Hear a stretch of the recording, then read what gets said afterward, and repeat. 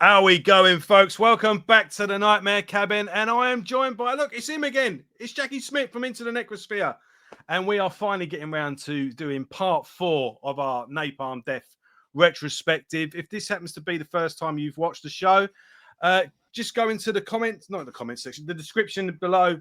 Click on the link, and I'll put a playlist together so you can watch all 4 parts in order. So if this is you just jumping in, you can go back to the beginning and watch the other 4. So apart from that, Jackie, how are you? All right, thank you very much, brother. Thanks for having me back on. It's good to have you on, man. Ever since we've last spoke, you've blown up. You're becoming slowly the Joe Rogan of metal. It's I think I'm a very long way off being Joe Rogan, but it's been a very productive. I mean, I think it's about 12 months since we had this conversation last. yeah. It's We'll been meet up it's, next it's been month, very and then productive. yeah. I mean, you did say I've got some tricks under my hat, and if things go plan, next, things are going to get pretty good for me. And what you've had, I've seen you on stages at festivals. I Yeah. saw J Dog was on there the other day. I saw I can't pronounce his name. I know to read it, but I've never said it out loud. But is it Rauter? Oh, Rauta. Rauter, yeah. Jerry. Yeah. Yeah, but everyone I watch basically just goes on Into the Necrosphere now. So Yeah. So well, we did a really cool thing with Rauta. It was myself, Jerry, and Cheyenne. We did this thing called the Unholy Podcast you're Alliance. got so much stuff now. I Yeah. can't keep up with it. It's Yeah. like So there was a we basically just sat around drinking wine.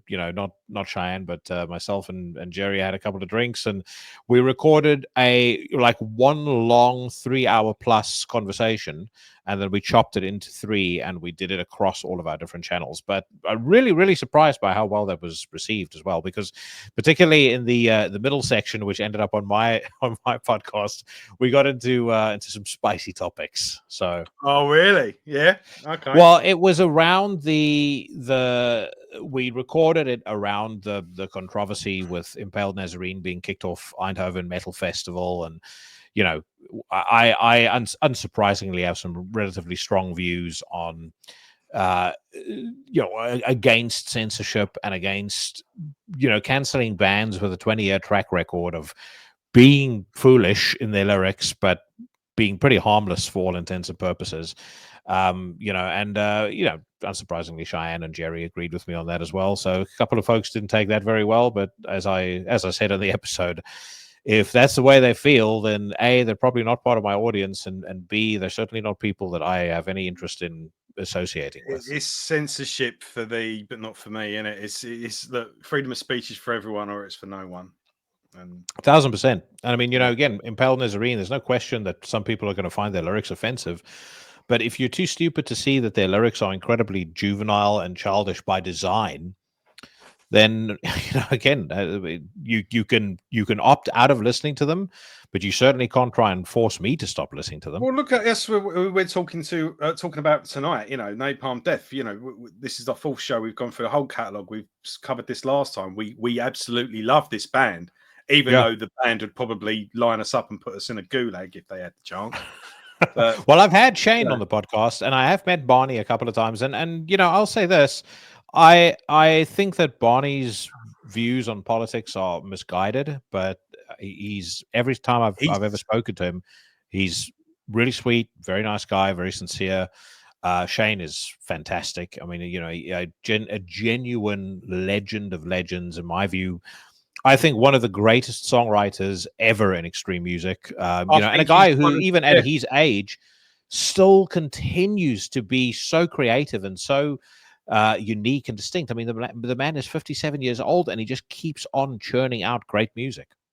Yeah, plus, is he still running his record label? But he's got 1,000 side projects, and mind you, they all have. And in fact, there was one album I wanted to talk about. I'm gonna have to skip it because I don't know if I can find it now. But was Menace, Mitch Harris's other band. They did a fantastic album. It's like the best album Rush never recorded, and it's Mitch Harris guitar and clean vocals, Derek Roddy on drums. It's awesome. But well, Mitch Harris just recently did some stuff with my friend Jeremy and Earthburner, and of course he's done. There was another band that he did that I really liked. Well, he did Me to Exceed, which is phenomenal. Oh, of course, yeah. But he did something else, and I'm trying to remember what the name of the band is. I think it's Brave the Cold. The album is called Scarcity, but real top tier grind death metal. He had Dirk Verburen, who once upon a time, actually not once upon a time, still is the drummer for Megadeth. Yeah, I knew they had a project together, and I saw like a couple of YouTube videos, and then I didn't hear anything else of it. But yeah, well, for sure, a record worth checking out. The album, as I said, is called Scarcity, but that was a real pleasant surprise. It came out back in 2020. I think I know where it is, and if it's there, it's there. If it's not, I'll come straight back. Yeah.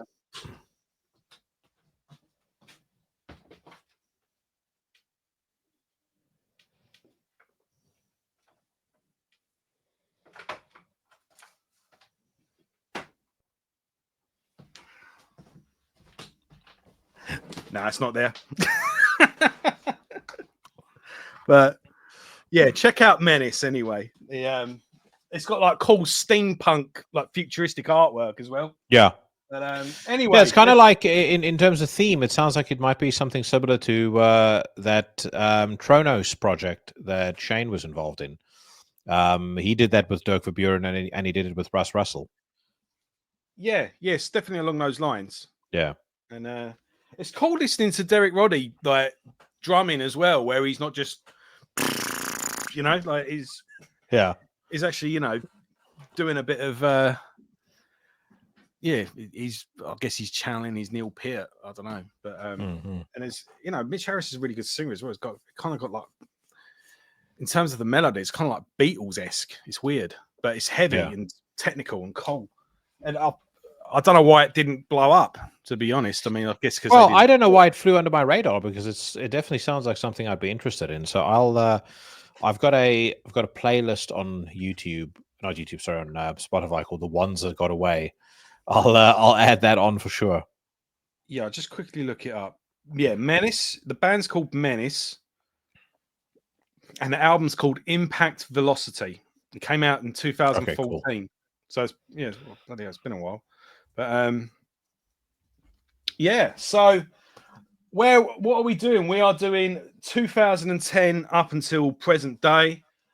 So we last time we ended with Time Waits for No Slave, and I remember when I got this album, I burnt it onto my phone, and I remember being on a bus at the time and just thinking, like, it's just amazing that this band, like the age they are and how long they've been going and how much music they've put out, and they're still just blowing everyone away. They, as heavy and as extreme as they are, they always just find a way of just keeping it moving and keeping pushing the barriers. And I think we agreed the band have pretty much been on a winning streak since 2000's Enemies of the Music Business. And in 20, what's the date on here? 20, was it 2011? What is Utilitarian? Well, Utilitarian came out in February 2012. 2012, there we go. Right, where they are. Yeah, 2012's Utilitarian. I mean, we just carry on rolling, don't we? We got this guy. Do you remember when everyone was using? Do you notice you can always kind of tell the period when an album comes out, because everyone always seems to use the same artist for a while. Every artist has like this streak, and you could add that in the 90s with the everyone had the Burn My Eyes, and that artist everyone used, but this one looks like all the Haunted albums. But again, just like I was saying, the bands, they carry on. It's just as familiar enough that you're listening to Napalm Death, but they still manage to, juggle things up. There's Barney does clean vocals on this album. You've got saxophones, and then they they're at the point where they can just do anything with their sound. They can go punk, they can go, there's songs at the end of this that remind me of Killing Joke. And I think Napalm Death actually inspired later Killing Joke as much as Killing Joke inspired Napalm Death, But what do you think of Utilitarian?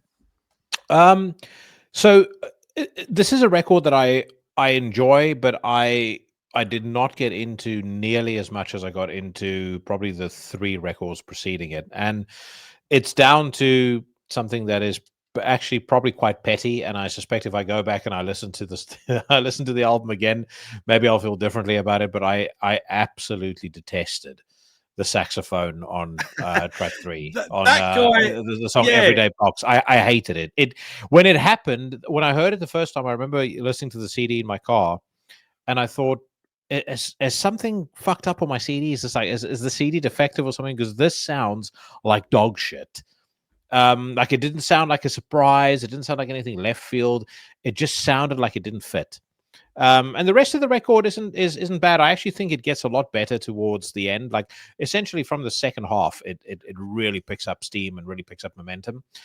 But they did set such a high bar with Time Waits for No Slave, with Smear Campaign, and with The Code Is Red. There was always going to be a question about whether or not they can top it. Now, they did top it later. We'll talk about those albums in a few minutes, no doubt. But on Utilitarian, I thought the foot came off the pedal just a little bit, at least in terms of quality, consistency. I think in these last couple of albums as well, they throw everything at you. One of the albums we'll get to later, it doesn't really matter at the moment, but like the throes of joy in the jaws of defeatism. I mean, this comes with bonus tracks, and even then, a year later, they put out a 8-track EP of the songs that didn't make the album with the bonus tracks. I mean, when they go in, they must have so much stuff to record, and I guess it's because they all write. And it's because Shane that just never stops writing. I mean, the dude is just a font of musical creativity. It is interesting that their productivity definitely dropped in the 2010s. I mean, since 2010, they've only made 3 records. We're now 5 years in since Throes of Joy in the Jaws of Defeatism. You would assume, because I mean they're playing live regularly, you would assume it wouldn't be surprising if they announced the release of something this year. But no murmur of it on their socials. They haven't. They have released something this year, and I noticed it on the way home from work. And if I'd have known, I would have ordered a copy. They have released something this year? Yeah, it's really annoyed me because we've finally got around to doing it, and now we've got a release that we're not going to be able to cover because neither of us have heard it. Oh shit! I didn't know they're that on at all. tour with the Melvins at the moment. They've done a 6-track EP, both bands playing together. So it's not like split. Napalm Death. No, it's Napalm Death and Melvins all playing together. Well, Melvins did that with Big Business as well. Which was with Phantomus as well. Superb. Yeah, they did that with Phantomus also. But the Melvins Big Business like dual record was magnificent. Yeah, I looked at it. It came out a couple of weeks ago, and I was like, "That's really annoying." So we're going to have to do a part 5. We probably will. We'll leave it a couple of albums to build up, but yeah, I thought as far as with the saxophone, that's actually John Zong, who's played with everyone basically and has been on like a million albums. Collaborates with Mike Patton quite regularly, but I thought it was actually is it Jorgen Munkby? Because do you remember he was in a band called Shining? There's a black metal band called Shining, when there was another band called Shining who put out an album called Black Jazz. Yeah. And he also played on one of Ishan from Emperor's solo albums. So getting a saxophone on a extreme metal experimenting with saxophones must have been a thing for a while. But it was. I thought it was that guy, but no, it wasn't an endorsement on either of them. I clearly remember hearing the saxophone on Ishan's solo album. That was also atrocious. So it was. The only band, there's one or two that I've heard that utilized it okay, but the only band who I've heard using a saxophone and actually using it really, really well to great effect was Ken Mode. I thought Outside of that, he was going to say Jerry Rafferty, but yeah, no, it was Ken Mode. Besides that, let's be honest, that's the preserve of Roxy music. You know, if I want to listen to Avalon, then that's where I want to hear a saxophone. But I don't want to hear it on an Napalm Death record. I certainly don't want to hear it in black metal. Well, all I'll say is 10 out of 10 for trying. Like they're that far into Yeah. their career, at least. If it doesn't work, and it didn't, they've dropped it. Well, it's just something they've tried. So here's I'm the sure. interesting thing for me about Apex Predator Easy Meat, which comes after though. That record, in my view, is actually even more experimental as a whole. They don't have the saxophone in there, but in terms of bringing in different influences, whether it's Swans, whether it's Killing Joke, whether it's Neurosis, whether it's even some of the harsher industrial that I know Shane is really partial to. It all of that gets thrown into the mix alongside the grind and the punk and the hardcore and even a bit of the death metal. But the album is so seamless to me. It really is. To steal a word from the title, it really is, in my view, an apex in the Napalm Death discography. Yeah, it feels thematic, but it just feels so coherent. It's such a confident album, and it's an album that is just so incredibly well put together. It's economical with its time. No song outstays its welcome. It's a real masterpiece in my opinion. Yeah, it's funny. I was gonna say, well, I'm agreeing with you, but I was actually gonna come from a different angle. I was gonna say that with Utilitarian, they kind of throw everything at you, and they throw everything at the wall, seeing if it sticks. It's almost like a sort of an experimental album later in their career to see where to go next. But contrary to what you just said, I think this is actually quite a concise album. You've got the opening track, which is Apex Predator Easy Meat, which is in the vein of Swans, I guess, or like the early industrial, and obviously Barney's experimenting with his vocals, like crushing sound. You've got that, but then the album, if you don't include bonus tracks, like just the standard track list of the album, it's just under 40 minutes, which is quite tight for a later Napalm Death album. And all the songs are pretty much 2.5 minutes, if that. So, and it's a pretty extreme album all the way through. Apart from one song, kind of starts a bit doomy. Is it Cesspits or Bloodless? It's Dear Slumlord. Dear Slumlord, that's it. And that kind of starts a bit doomy, but then picks up its pace. And I was thinking when I re-listened to this for the show, this actually I think is kind of like a remake of From Enslavement to Obliteration, because people go, they always have like a weird experimental song at the end or something like that. But no, let's go back to the beginning. They always started the album with something a bit weird, even if you go with Scum, where it was all just cymbals and a multinational, and then you got that doomy song at the beginning of From Enslavement to Obliteration, where it's just even then they're trying it, and then Lee's doing the spoken word, Evolved as One, and then that's a slow doomy. It's almost like they've pulled off on Easy Meat what they've attempted to do on Evolved as One. It's like they've revisited this album and just. I think that's a very they've learned along the way. Yeah, I think that's a very interesting take on it, and I hadn't ever thought about that before. It's definitely valid. For me, what I meant with the experimentation is they deploy it at just the right time on this album. Like there's no self-indulgence. Concise is absolutely the right word, but it still is, even No, though it's there's very not an extreme. ounce of fat on it. Yeah, Yeah, absolutely. exactly. Yeah. It's very extreme, but Dear Slumlord, something completely different for them. Apex Predator, Easy Meat, something completely different for them. You've got Adversarial, Copulating Snakes, the last song. There's a load of different stuff going on. And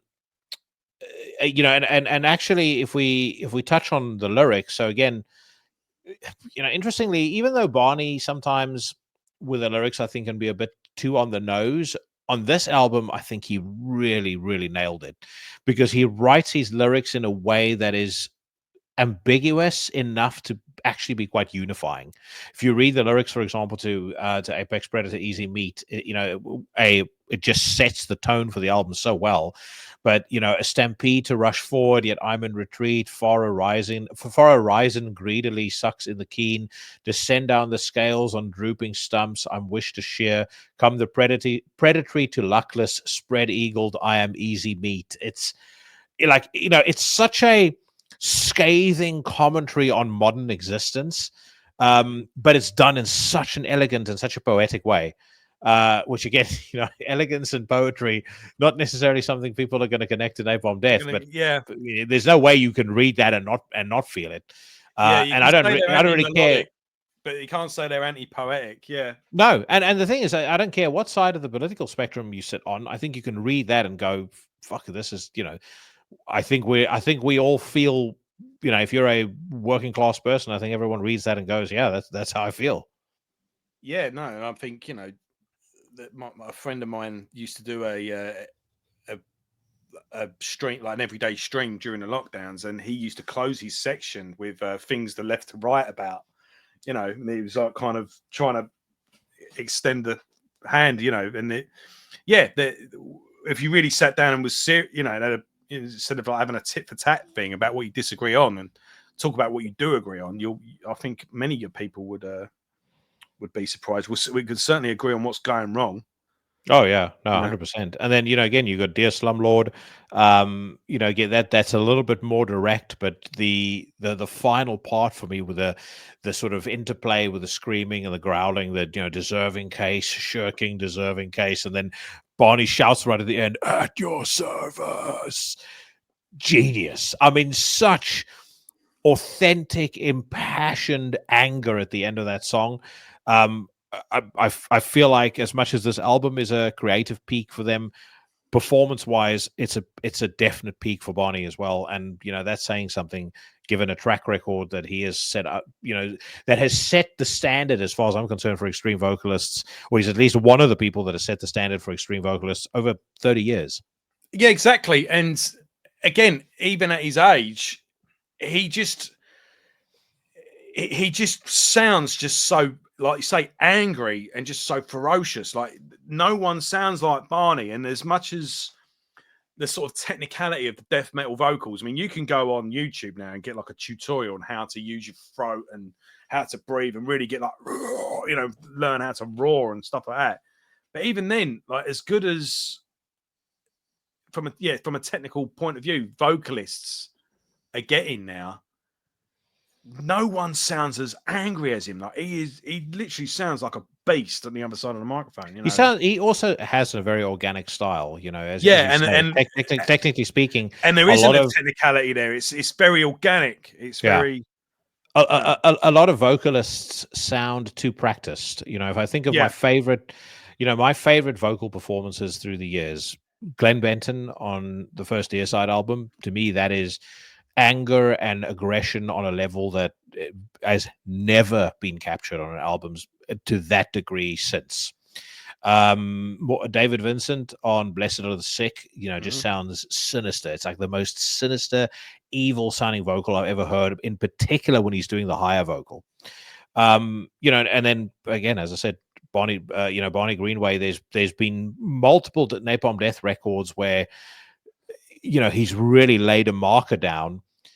I think I would say Fear, Emptiness, Despair, definitely one of those albums. The Code is Red, Long Live the Code, for sure one of those records. Enemies of the Music Business, probably as well. And then he does it again on Apex Predator. Yeah, and I'd say Time Waits for No Slave as well. I'd include with that. Yeah. Yeah, definitely, man. Here's a little thing for you as well. My band, I was in a band about 100 years ago, and I didn't record with Russ Russell, but I did record in Russ Russell's studio. I didn't know And that. yeah, What and was your band? we were called Breed of Burden. I'm trying to. I don't know why that sounds familiar You to would have me. heard Did of you us. guys? We only put out one EP. We did a bit of gigging in that, and I was in bands before then as well. Heaven's Gate is probably the band I've been in that you would have liked the most. That was more extreme, but yeah, the guy, the engineer that was working there, again, Russ. I didn't get to meet Russ Russell, but we was in his studio, and the guy was like, "Yeah, Napalm Death were here last week," and he's like, "The new album's sick," and I was like, "Have you got any of it?" And he's like, "Yeah." I was like, "Can I hear it?" No. I'll get killed, you know. But That's been. it I'll was just pretty say good. I was it's in one been. I was in the booth, and I was like, so Barney Greenway was right here, where I was right there. Were you doing Using that vocals? exact microphone. Yeah. What style vocals did you do?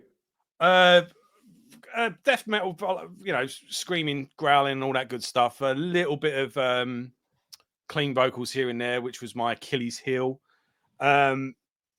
But yeah, it was kind of in the vein of it was actually the guy that produced Slaughter of the Soul that mixed it in the end. Well, no, he recorded the guitars. It was a bit of a hodgepodge of a recording. They spent a fortune on it, but I mean,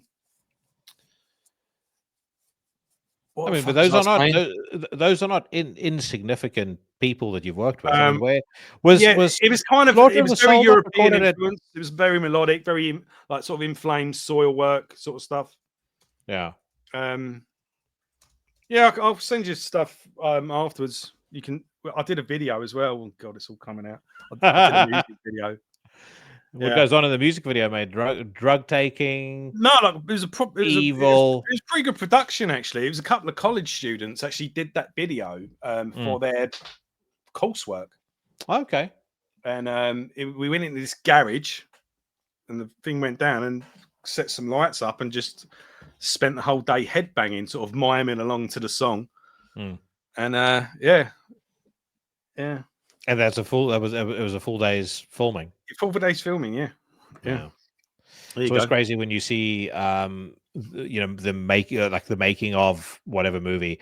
I remember watching the making of American Psycho, and the scene where they're in the club at the beginning of the film.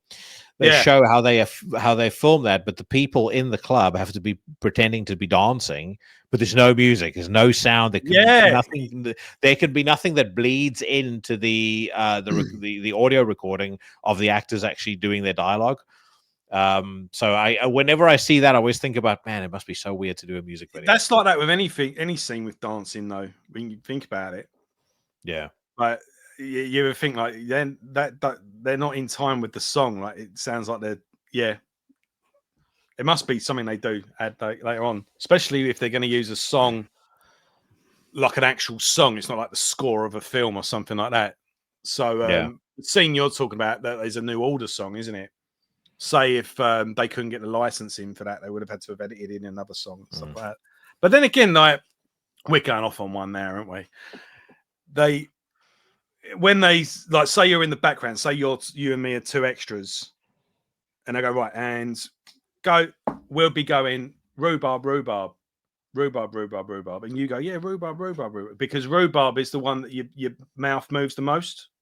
So they just I didn't know that. I was an extra on a in the backgrounds. You talking, your mouth's moving. Yeah, they say rhubarb over and over again.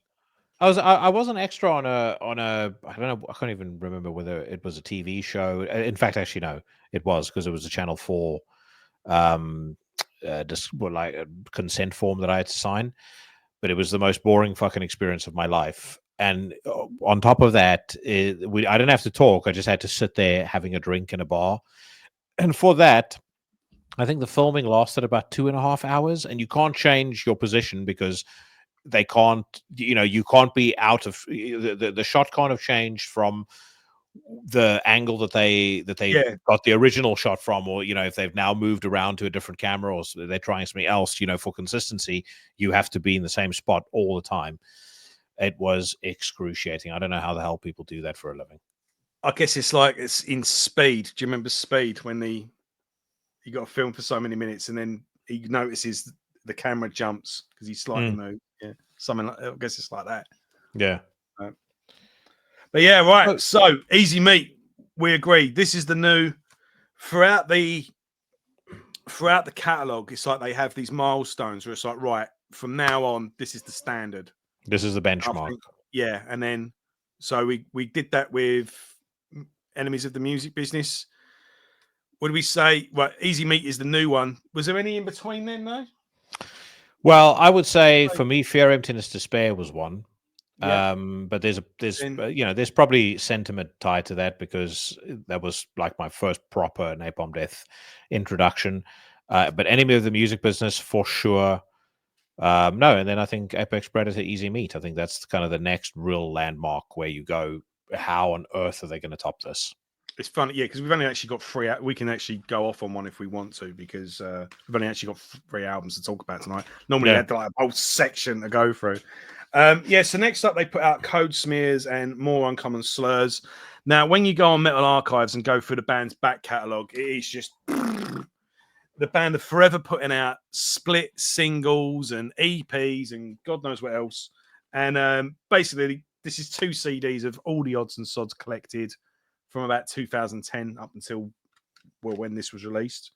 I don't know if you ever saw the split they did with Voivod. That was always on sale at the merch stand. You got the Cardiacs cover that they did, which was they released it as a download single to help get money for the guy from Cardiac. I forget the guy's name. I'm sorry, but he was. They wanted to raise some money for him because he wasn't well at the time, and he's no longer with us anyway. But yeah, just odds and sods, split EP, singles, and all that good stuff. 2 CD compilation. You ever There's heard a couple that? of cool songs. Yeah, I have. There's a couple of very cool songs on there for sure. Call That an Option is excellent. If memory serves me correctly, that was the lyric video that they led the release announcement with. Also, Pseudo is very good. It Failed to Explode is really good. I think it's Oxygen of Duplicity. There's something on the... You could just hear him saying that, can't you? Yeah. But there's also something on this compilation that's quite experimental, but I remember it being brilliant. Like, I really, really loved it, and I thought to myself, how did that not make it onto an album? Do you know what's funny as well? They did do a festival where they did a set of just the weird stuff, basically the doomy industrial. They should have done that at when they played Glastonbury. just the experimental stuff. Yeah, no, but that would have been cool. It's a shame that weren't a tour, but yeah, they did do that. I think it was the one. What's that really big one in America now, where everyone like either reforms or does an album in full? Coachella. Yeah, Coachella. Yeah.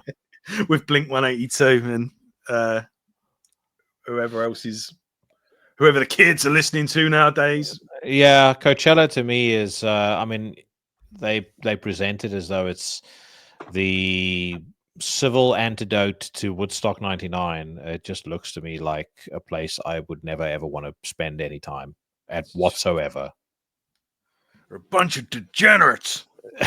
Basically, yeah. Well, it's not just degenerates, it's just shit music, people that are not really music fans. They're just there for the vibes and for the gram, and it's just for the VIP section. And yeah. I mean, I generally, in fairness, I don't like outdoor festivals. I really enjoyed Inferno last year. I'm going to go to Beyond the Gates this year, and I'm going back to Fortress this year as well. I like indoor festivals, but I want to. I mean, effectively, when I'm not working and when I'm on holiday, I want to be able to control to the highest possible degree the interaction I have with people around me. I need a break when I'm on holiday. I don't want to be around people all the time. Yeah, and festivals can be hard work. I mean, I've only ever been to 3 festivals. Been download twice, Yeah. and Bloodstock once. That's it. What year Bloodstock. did you go to Bloodstock? It was the year out the gates reformed, Okay, okay.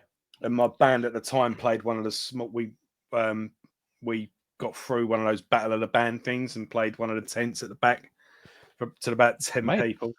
all the But stories are coming out tonight. You know, you played yeah, Bloodstock. You I've were been around, so I was, yeah. I was an amateur boxer. The yeah, but you're from Essex, mate. Every guy from Essex is an amateur boxer. Yeah. The Big I'm in just having a capitals, gander. We're not boxers, more just chest beaters. But yeah. Well, I mean, I'm not saying this in an insulting way. There's You a are. You really are. big boxing. No, there's a really big boxing community in Essex. I used to go and watch the white collar fights and some of the amateur like Queensbury Boxing League stuff in Essex all the time. Yeah, it's funny because I don't know. Everyone's into MMA now, aren't they? It's a shame because I think boxing's it's a it's a great thing, especially for youngsters to get into. Yeah. Um, Well, I thought the Queensbury shows or the shows that Queensbury Boxing League used to put on were excellent. Because the ring was a little bit smaller. It was shorter rounds. So, when the guys got in, they knew they had 6 rounds and it was just hell for leather. And because those rings were smaller, you couldn't really duck the guy for very long, because it was easier to cut the ring off. It was easier to keep in, to keep the combat flowing. But I also saw some pretty crazy sights there. This bloke Sammy, who was the middleweight champion, who hailed from Margate. I can't even remember his surname. He brought his entire clan with him to one of his title defenses, and around for title fights they did a full 12 rounds, and around the 7th round they didn't like how this thing was going. So where they were sitting, you suddenly just started seeing chairs fly, and then you heard the bottles breaking, and guy and came over the MC came over the PA and was like, just want to let you know you're banned for life from all Queensbury Boxing League shows. So yeah, he brings his whole tribe with him. But and if he doesn't win, it's going to go off like a western. And I bet you get that a lot, to be honest. But I think as well, I remember at what's the place called, York Hall in Bethnal Green. We went there for a Thai boxing show one night, and we couldn't figure out why there was this. You had to go to the separate area of the venue to have a drink, and you weren't allowed to take your drink back in with you. And I asked one of the bouncers, like, why is this? And the guy said, because when they have boxing matches here, the people throw glasses and drinks at the fighters. So we just, as a rule, we just keep them separate. But that's boxing is it's a different game. I think it's like it's a bit like with gigging though. Like you say, I was having a whinge earlier about ticket prices now, but it's like, well, you're spending a couple of £100 or something to go to an arena show now, go see Metallica at the O2 or something. It's like, we'll spend £30 at the Underworld then. You're going to watch a better band. You're going to see a hungry band. And I think it's the same with boxing. Everyone goes on about how expensive the boxing. Mate, there's boxing venues all over the country. Go see some young, hungry boxers, and you're going to have a better night. And you're going to watch a better fight as well, because the prize money actually matters. You're spending all this money for someone who's going to get, even if he gets knocked out, he's still getting 12 million. You're going to see the. You're going to see someone who's going to win 10 grand, but that 10 grand he needs. Yeah, I was about to say he lives off that. You're going to see some very funny sights as well. One of the other funniest things I saw at a Queensbury show, and I'm just remembering it now. This girl was cheering her man on ringside, and she yells out, I can't even remember the guy's name, so I'm just gonna let's just say his name was Lee. She yells, Lee, use your boxing. It's like, they're in a boxing match. I'm not sure what else he's going to use. Yeah. I'll never forget that. Yeah. Use your boxing. Oh, fuck. I'll put the club down that I took in with me. Yeah. The folding chair. I can't hit him with a folding chair. Yeah. But like I say, I did do boxing for a while. I was pretty good. I always came second. Did you did you ever lace up and do No, a white collar show or did anything I? like that? No, I've never done nothing like that. I've done a bit of couple of classes here and there, but nothing serious. Like I say, I'm too pretty to be a boxer, Jackie. You know. But, it's I did some semi-pro Thai boxing stuff. So I did white collar, and then I did class C. It's great, mate. Honestly, one of the best feelings on the face of the earth. I would say in the top 5 until I went for my birthday. I went to the Porsche Experience Center at Silverstone, and I chased around in some GT3 RSs, and that's gone into the that's definitely gone. That's supplanted. I never had the doing my Thai for boxing. I'll tell you what, you'd like my dad. My dad was into boxing and tried out to be pro, but didn't quite make it. And when he was young, and you'd like to talk to my old man at some point. There's definitely a level where you realize, like, either I dedicate my life to this, like it has to be I think every that might single have been a little. day. He kept me away from all that. You know, he sort of said, "No, I'll do all that. You haven't got to," and he always kind of kept me. Yeah. But so I got into bands instead. But, I remember the day that I learned that I was not going to be able to make that step up. I got so I've told the story on my podcast, but it was a classy fight. Took the fight on a week's notice. My previous fight I'd sailed through without any issues. I thought, this is going to be a fucking breeze. This is it. I'm going to be a champion. I'm going to be, yeah, exactly. Like I hadn't really struggled with most of my stuff. So I just, it wasn't like I was doing nothing. I was training a lot. I was training every single day, but it was that extra 20% that you normally put in when you take the day seriously. I just wasn't putting in that 20%. And I thought I'll be able to handle the dude. No problem. So I walk into the prep area, and in the prep area, there's this bloke in the corner who is fucking huge. I mean, just a complete giant. And I said to the person that was with me, I said, I wonder who the poor loser is who's fighting this guy. And I started wrapping my hands up, and the promoter walks in and say, "Hey, Phil, who am I fighting today?" And he says, "Sammy over there." This guy's name was also Sammy, but he was fucking Tung Po in kickboxing. Don't know from what country he's from. Well, I think he was from Eastern Europe somewhere, which makes it even worse because like Eastern European gentlemen are just, there's like an extra layer of hard to them. They come out of the womb and they get dipped in fucking concrete. They get taken out again. Eats a fucking Rottweiler for breakfast, and basically it was a long 5 rounds. I'll tell you that. But it was that day that I realized that this was not going to be a pursuit that I was going to be able to continue at a competitive level beyond what I had done. Yeah. It is thingy once you start talking about that stuff, and they've all and then everyone starts to get tell the stories about when you got bashed up. They're funnier. Well, those are the I think it's vitally important that the majority of men should experience that at least once in their life. Oh yeah, I mean, you should experience take a punch before you 1,000%. one. Yeah. But you should experience what it's like to be, to fight competitively. I think that's very important.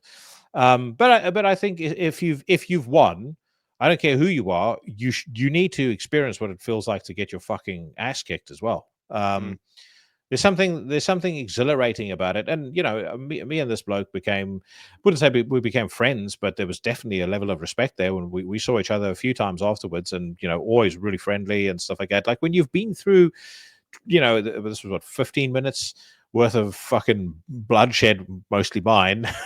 With them, it's there is a level of respect there, and I personally think it's a healthy thing. Yeah, then you watch these documentaries now about boxers. They're better enemies at the time, but they get together now and they're the best of friends. Well, you see that in MMA all the time. You know what that person's been through to get to that point. there's something incredibly and I don't know whether this is the correct choice of words, but there's something incredibly intimate about that experience of being in a ring or being in a cage with somebody and throwing kicks and throwing punches with the intent to hurt and possibly knock the person unconscious. When you get to the end of that, it's almost like you just have a natural instinct to respect the person, especially if they were able to stand up to you or stand toe to toe with you. Yeah, and I think there's a, you say, oh, I don't want to use, but intimacy, I think, is the right word. It doesn't mean, it doesn't, it can mean, it can mean, Doesn't mean love yeah, making. it means, things on different levels. But I think there's a similar Yeah. thing with bands.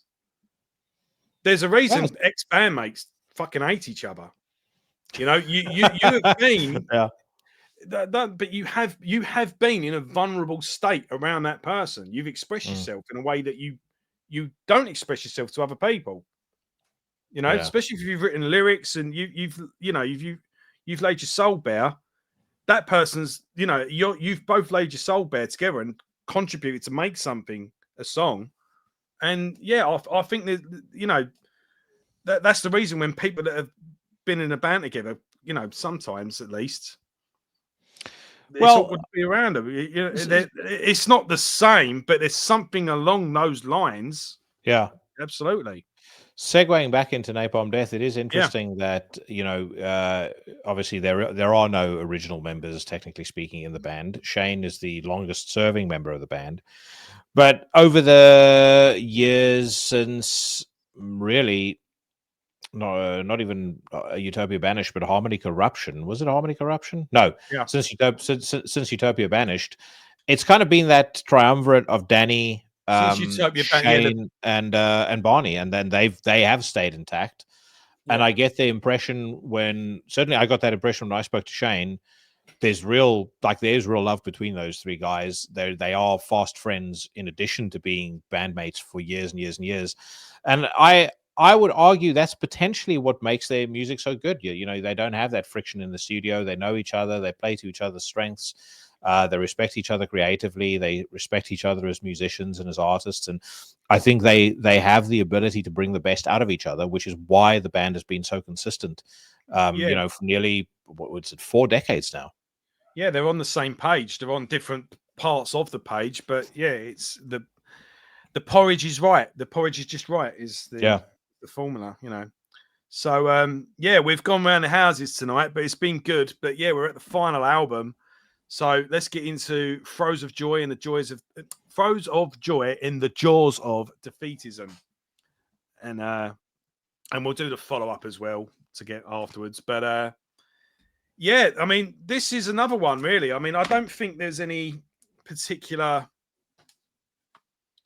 leaps forward, so to speak, in terms of like evolution of the band. I think this is the closest out of these 3 albums where it's Napalm Death just being Napalm Death for me. This one is and that's okay. It's fine. But and again, it's a bit of a mixed bag, but you do get a little bit of everything. But that's what's so brilliant about Napalm Death. You can get everything from D-beat crust punk to grindcore to death metal and to industrial to post punk. In fact, there is a post punk song on here. Actually, I just remembered. Is it Immoral? Yeah, Immoral. That's I think I was about to say. I think it's Joy Division-y, but and it all just comes together to make what is Napalm Death. And I think Napalm Death don't get the credit as successful and respected that they are. On the other end of the scale, people just think of them as that band that does 10-second long songs. They've never quite. That's all what some people think they are. But I would make the argument, and I've said this before on Into the Necrosphere. I don't think that the underground and the extreme music scene appreciate the talent that we have in Shane Embry, the talent as a songwriter. And I think that the day that he hangs up his bass guitar and his guitar and he's basically can play just about everything, the day he decides to call it quits, he's going to leave a gap that for sure. I don't see anybody else really being able to fill it in the way that he's done. And people might hear this and go, "Oh, bullshit! You know, they haven't made an album in 5 years. Barely anybody has noticed."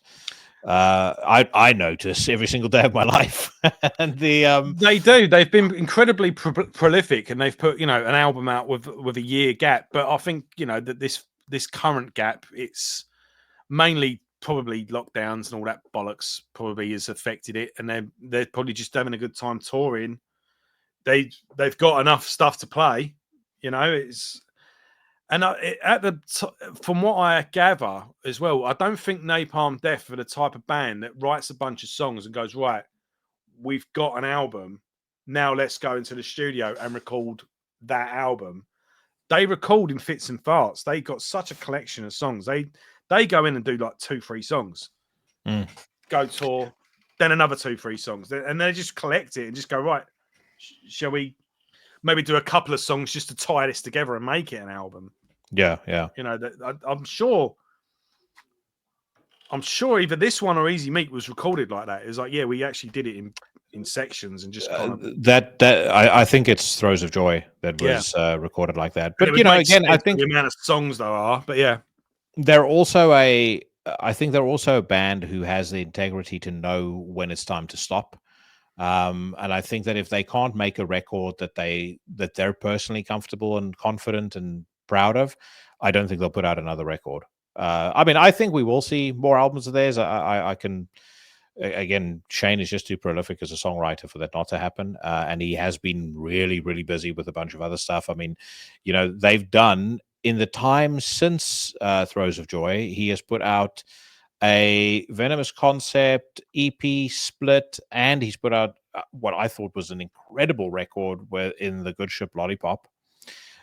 He's put out countless Dark Sky Burial records. That's his ambient band. He's put out The Dregs of Hades with Lockup, which was superb. He's put out Esto es Brujeria by Brujeria, the last ever Brujeria album. I know he's working on a new Tronos record because he mentioned it when he was on the show. So he's got a lot in the hopper as well. I don't just think that it's like he put out those records and that's it. But I mean, again, you're talking about an average of 1 to 2 releases for him per year, which at his age that's no small feat. No, yeah, exactly. And I think they're all phenomenal musicians. I mean, as we were talking about Mitch Harris, Danny Herrera as a drummer as well. Like, he never gets mentioned when people talk about like, the best drummer.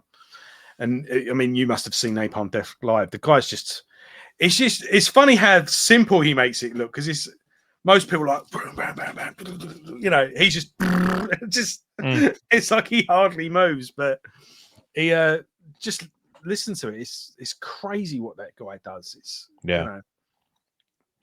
And we spoke about Barney as well as what a front man, and he's just such a unique character as well. When the way he just goes for it, just go and then, right, ladies and gents, Yeah, he's very much. Here's the golden oldie for you.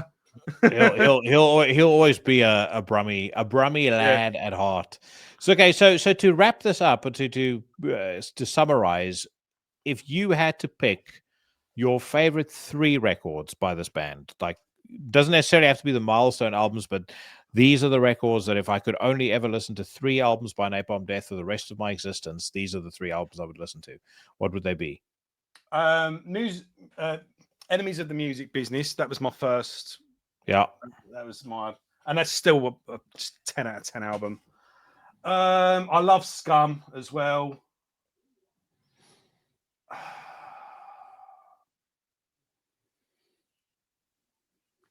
Right, definitely Scum. And do you know what? I'm gonna go Fear, Emptiness, Despair. I thought you were gonna go Diatribes there for a second. I don't think there's anything wrong with Diatribes. No, me neither. We spoke about it, didn't we? So even if that was them at their most thing, it was still heavier than most at the time, But well, Fear, Emptiness, Despair would definitely be on my list. In part because it has my favorite Napalm Death song ever, which is A Plague Rages. Apex Predator, without a shadow of a doubt, would be on there.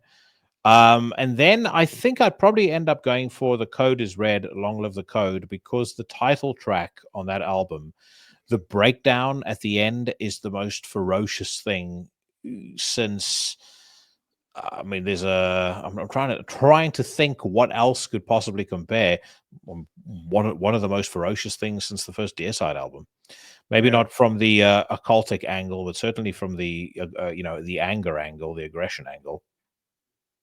Yeah, I think if I could have if I'd say top 5, I'd say Time Waits for No Slave and Apex Predator. Not sure what order it would be in, but but then again, I really like Smear Campaign as well. Yeah, I love another Coach great Red. record. Yeah, it's all great. I think I've had pretty much a perfect run since 2000.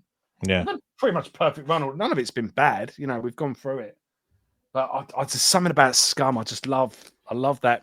I just love the naivety of it. When you listen to these old punk albums where, look at the fucking sleeve. They're kids, for fuck's sake. But I just love that.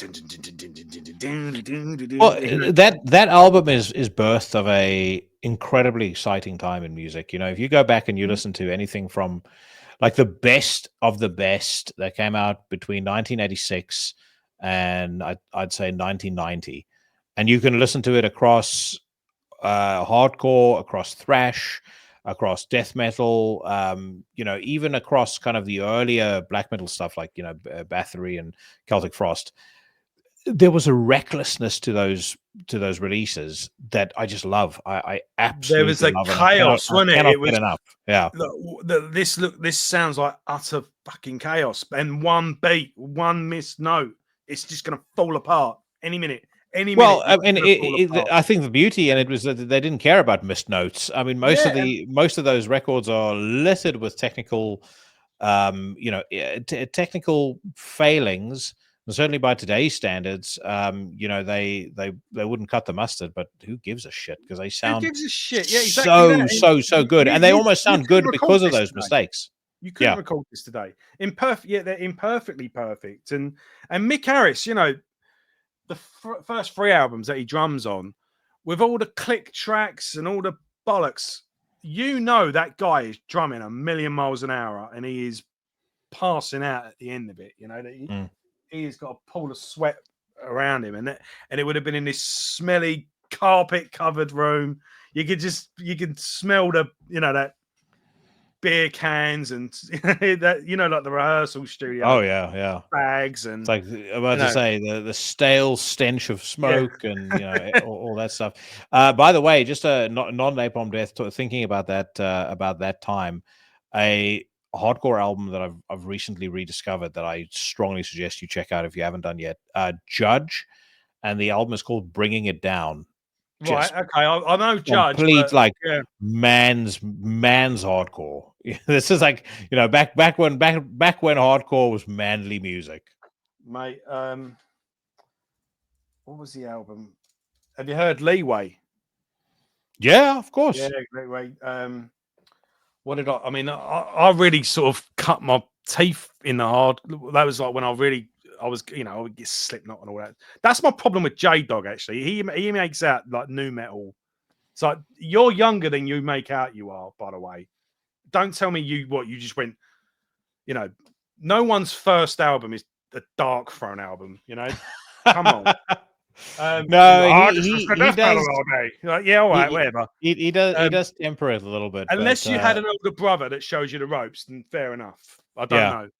Well, he kind of went from, I mean, I think it was like Metallica to Slayer to Deicide in really rapid succession. And he does listen to stuff like the Misfits and likes Poison Idea, and he likes stuff like that. So he's a lot more open minded, I think, than his public persona. Do you think he's suggests? He's a front man and he's hyperbole. Oh yeah, no, and he openly admits it. But sorry, back to hardcore. I love Youth of Today, Break Down the Walls.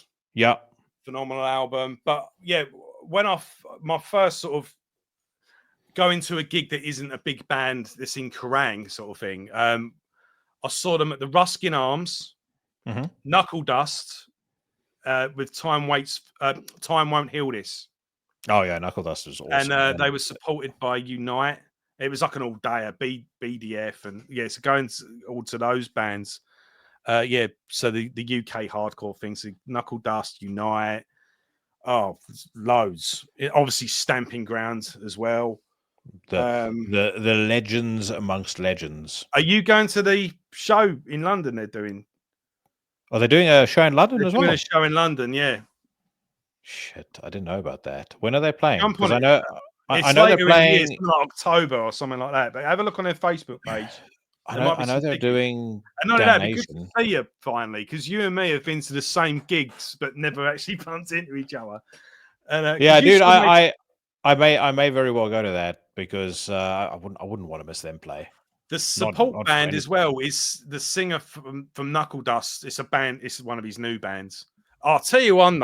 This band was phenomenal. Did you ever listen to these? Who's that? No. Underroll. This is on. Do you remember Ian Glasper from Stamping Ground did the yeah Blackfish records? Oh mate, check this band out. I did a video for these, and the members of the band like messaged me going like thanks and that. But oh shit, I'm just looking at this now. By the way, the full lineup is now confirmed for our New Cross in gig. It's on Saturday the 25th. Less than 50 tickets left, so don't hang about if you want to be part of it. It's the Stamping tickets Ground. are £15, mate. How can you not? Yeah. I might do that. I might do that, and I might also reach out to Ian and see if he wants to record anything for the podcast, because that's a good hardcore album as well. Oh yeah, brilliant! I was gonna mention that. I saw them live about 15, 16 years ago at the LA2. That must have been wild. That was well good. Yeah. Yeah.